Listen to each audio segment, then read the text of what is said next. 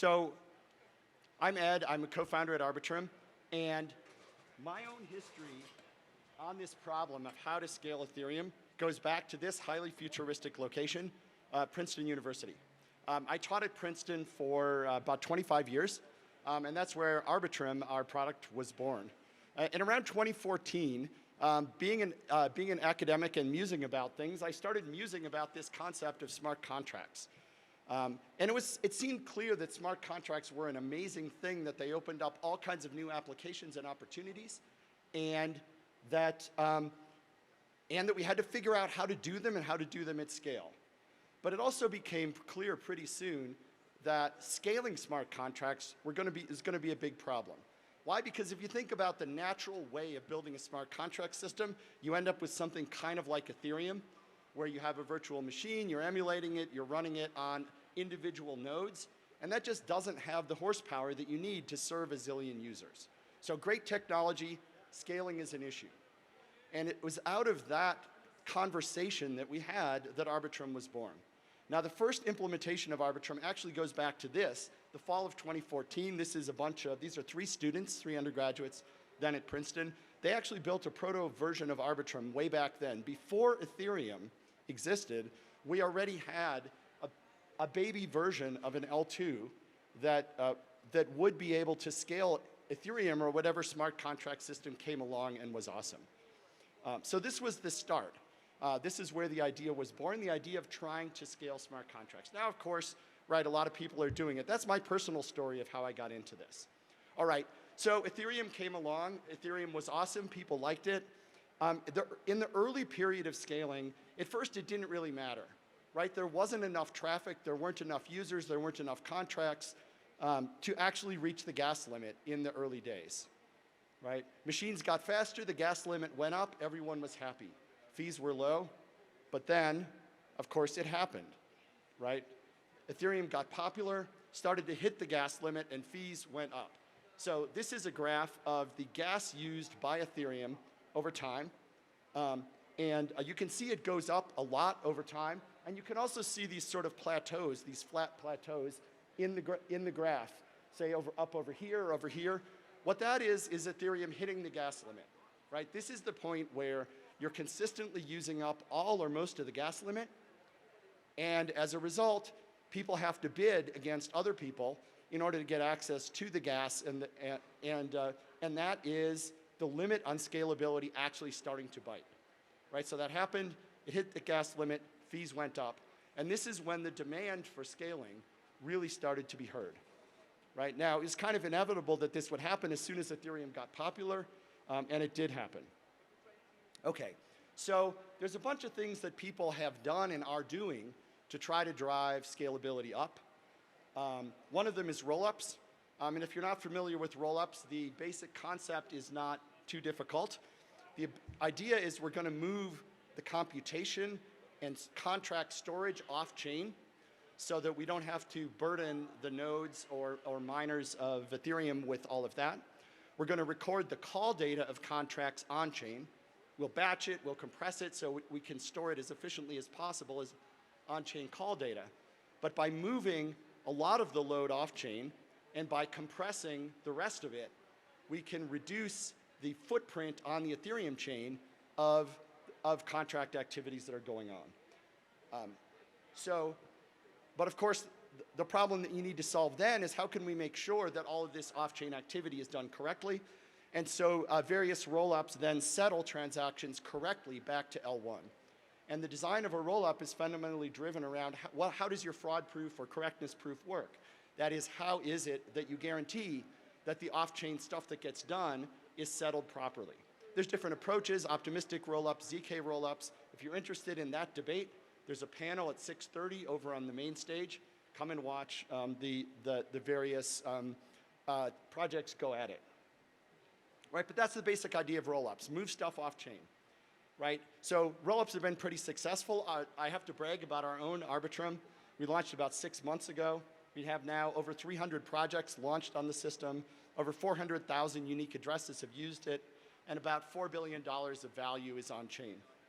We have integrations, lots of integrations with major exchanges, tools, infrastructure providers, and so on. So we're not unique in having some of these, in having some of these things. We are, I think, doing extremely well, but it's a sign of what rollups can do. And of course, the most important part of all of this is the large and enthusiastic community that has developed around our technology and to some extent around other rollup technologies.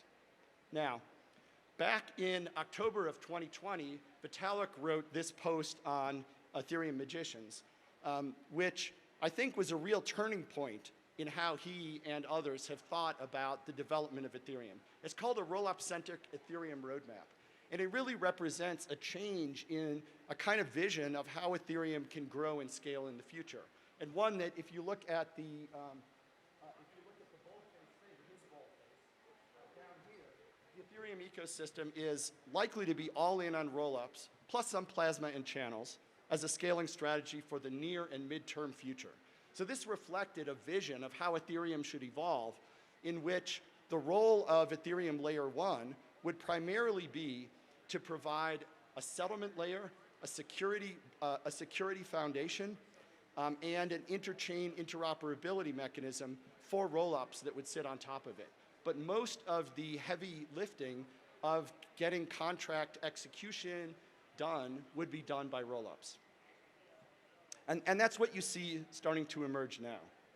Okay, so with that context, let me talk about what are the problems that we as a community need to address and solve in order to scale to the next zillion users. That could be the next 100 million, the next billion, the next 6 billion, depending on your own tastes and how ambitious you're feeling. What do we need to do to take this far beyond the Ethereum community of today? And really, there are a bunch of dimensions along which you can try to scale and grow the capacity.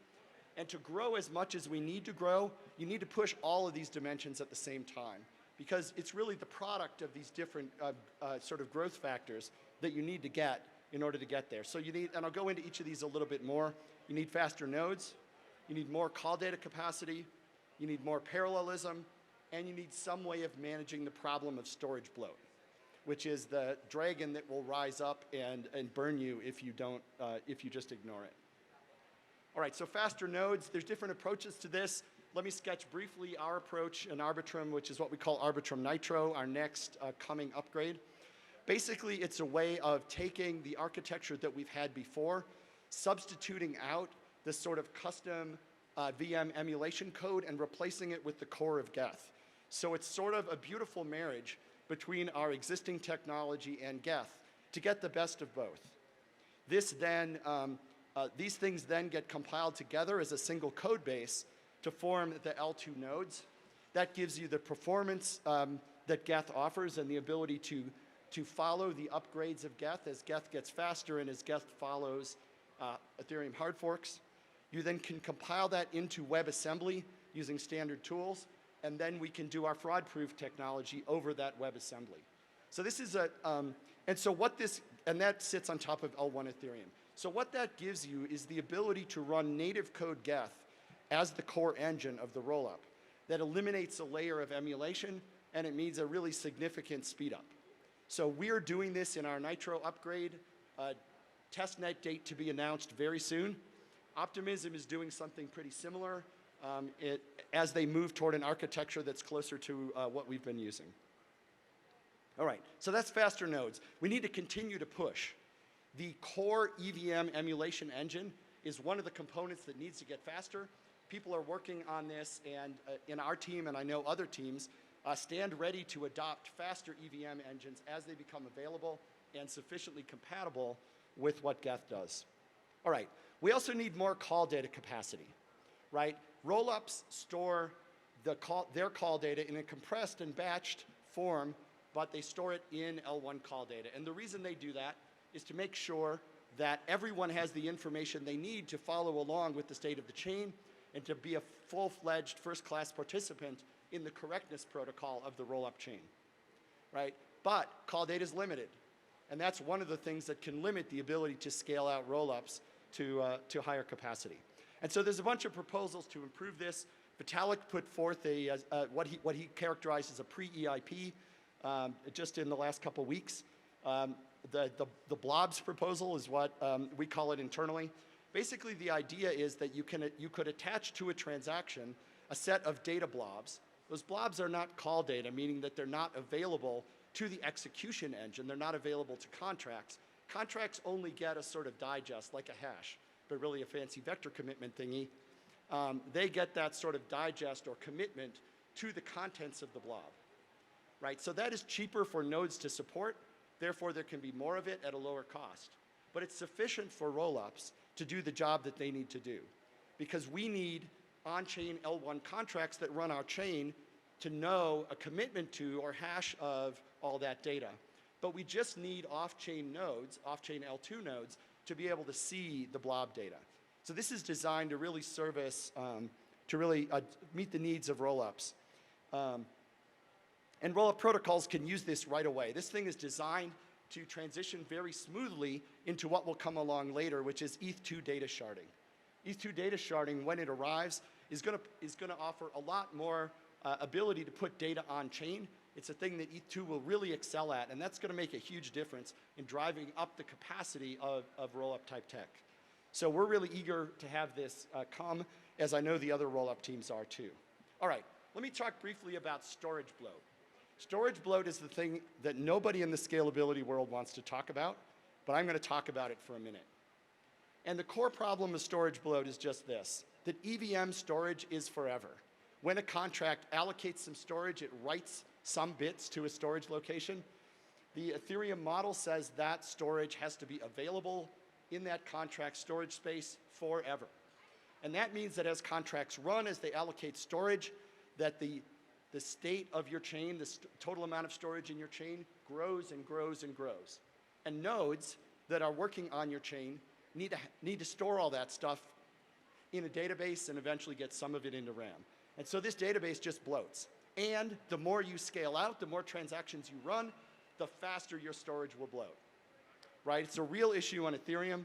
It's caused repricing of some instructions, and it's a thing that the gigabrains working on Ethereum protocol have wrestled with over time. Every rollup either is wrestling with this or will soon figure out to their horror in the future that they need to, right? So eventually, if you don't do anything about storage bloat, then nodes just can't store all this stuff anymore and your chain grinds to a halt.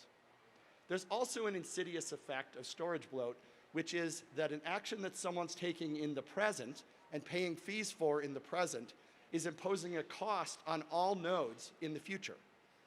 And so you need to think carefully about the economics of fees around this, but that's a whole other discussion. All right, so what can we do about storage bloat? Well, Ethereum is moving toward adopting storage expiration, probably coming to Ethereum not too far in the future, so that storage that is very old and hasn't been touched for a very long time can be forgotten by nodes.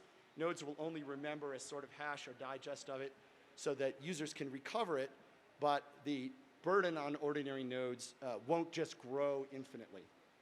Having more efficient representations of storage, finding ways of storing the same information while using fewer bytes in a storage device, also pretty important. That can buy you a constant factor. That's nice, probably necessary. And then, of course, the final thing that you need is sustainable pricing. That means that the fees that people need to pay to run transactions on L2 that allocate storage need to be large enough that people actually stop and think about how much storage that you use. Like anything else, the basic philosophy of fees and gas in Ethereum and similar chains is if you're an end user, if you're a transaction, you have to pay for the cost that you impose on the system, right? And so storage fees need to be enough to be sustainable so that people are paying for the cost that they're imposing on future nodes and future validators, all right? So we need to address the storage bloat stuff. We need to do all of these things going forward.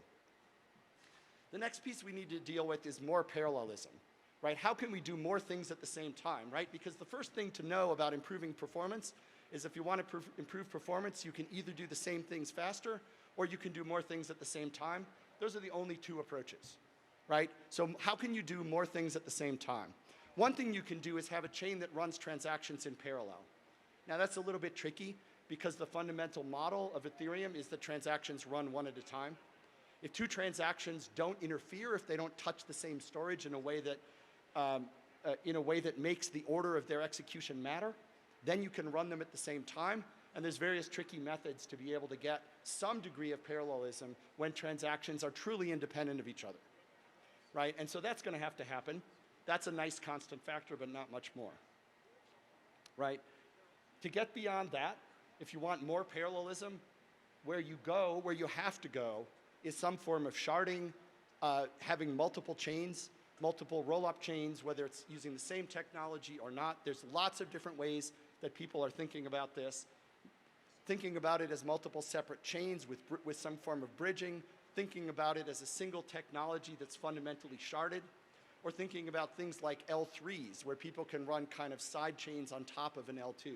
All of that conversation is going on. There's a really rich design space, lots of teams thinking about this as we are. But there's some really key challenges as you do that, as you think about that. The first one is, how is bridging and composability supposed to work? Right? You have different chains, they might have different technologies, they might be optimized in different ways. From a user standpoint, you want smooth bridging and smooth composability. Separate rollups and L1 necessarily run asynchronously from each other. That one of them can't really stop and wait for another one. And so that means you have a form of composability that's fundamentally different from what you have on L1. And so we need to figure out how to think about, how to build tooling about, how to write applications that use this kind of asynchronous composability. While we're also figuring out how to actually move the bits and bytes and how to do the proper authentication between chains so that all of this can run in a way that's secure. And that brings me to the final piece, and the one that I think is the most challenging, and that is the question of trust models. If you have an application or an ecosystem that is scattered across multiple chains, if one of those chains has a centralized element, then everyone across all of that whole ecosystem has to pay the security risk, take the security risk from that centralized element. So even if your chain over here is perfectly decentralized, if you are interacting in a way that trusts anything that's happening on some chain with the centralized element, then congratulations, you have a centralized element. Or if some other chain has a committee and they assume that 5 out of 7 of that committee is honest, you're interoperating with that, congratulations, you have the same assumption. So how to figure out how to manage these trust assumptions so that people don't inadvertently, aren't inadvertently taking risks that they don't know about, that's one of the core challenges. Just how to think about and model this, and then the practicalities of how to disclose to users and how developers can think about it. Some really deep and interesting problems there. Okay, but I think ultimately all this comes together as we start to move into the interchain and multi-chain future together, which to me looks a lot like Yosemite. Awesome, sometimes overcrowded, but really a place that you would like to be, and a place that actually, unlike Yosemite, can handle almost an unlimited number of zillions of people. So the big challenge, I think, many of the things I've talked about are problems we can work through as technology. The one that I think is deepest and most interesting, the one that has, I think, the most scope for innovation, is what does the interchain and multi-chain future look like? How do we build it? How can we build a system that lets users not have to worry about this stuff, lets protocol developers worry about it in a structured way, and allows developers to just do their thing?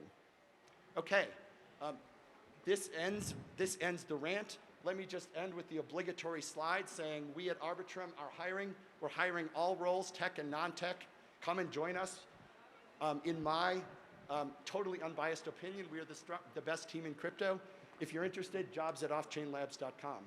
Now, we've left some time for challenges, conversation, discussion. So please, I'd like to hear what you think, and debate me, debate each other. And I'll be coming to you with the mic. Questions, applause first. Thanks, yes, everybody. Do it. It's always a good thing. Who has a question that'd like me to come over?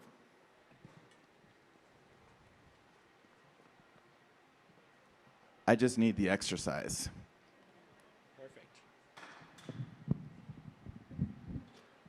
Hey, I love Arbitrum. I use it all the time. Thank you. There's some really cool projects on there, notably Treasure DAO. But anyways, my question for you is, at this conference, I've talked to a lot of people. It seems like the general consensus is that optimistic rollups are a temporary solution until ZK rollups are like figured out. What's your take on that? Okay, cue the ZK rant. Now, this is a little preview of what you're going to hear from me on the panel probably at 6:30 over on the main stage. So here's what I think is the case about this. That optimistic systems have a large and fundamental cost advantage over ZK.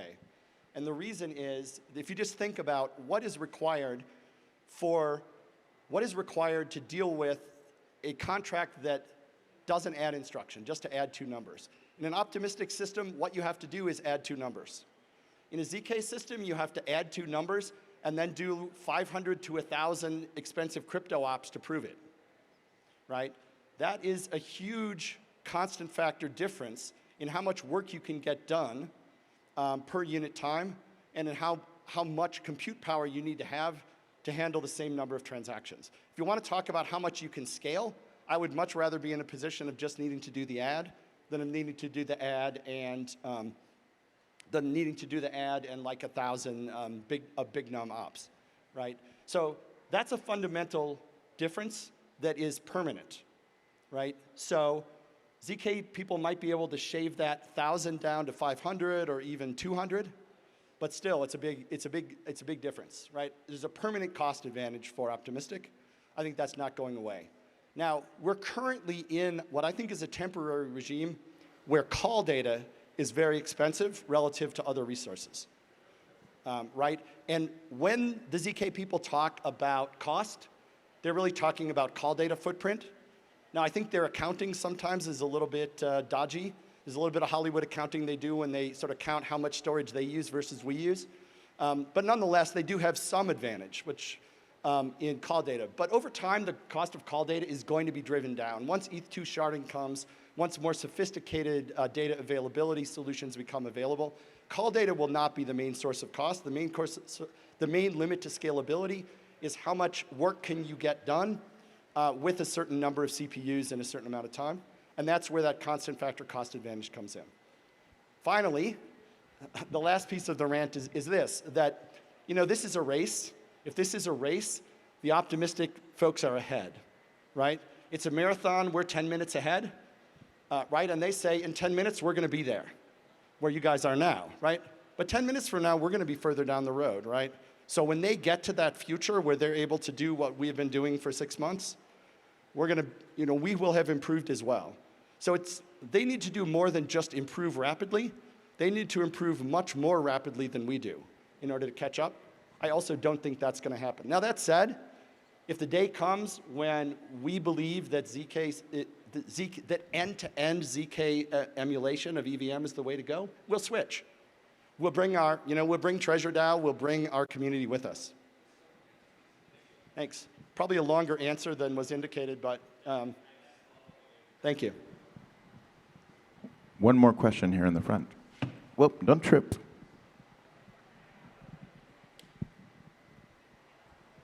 Fantastic talk. Thank you. Fantastic talk. Thank you so much. I learned a lot. I am interested, rollups are not inherently an Ethereum solution. I'm interested in why you're settling to Ethereum and if you're planning on maybe settling to other chains in the future too. Yeah.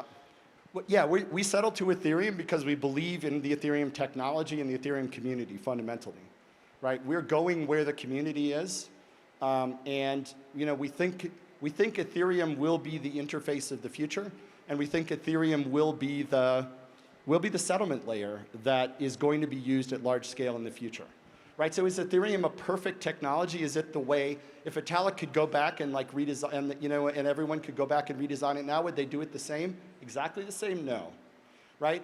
But I think of IPv4, I think of x86, I think of all the technologies that came in early, developed a huge developer community, and became the standard of compatibility and the standard of interoperation. And then engineers came along and, and built products that made it work.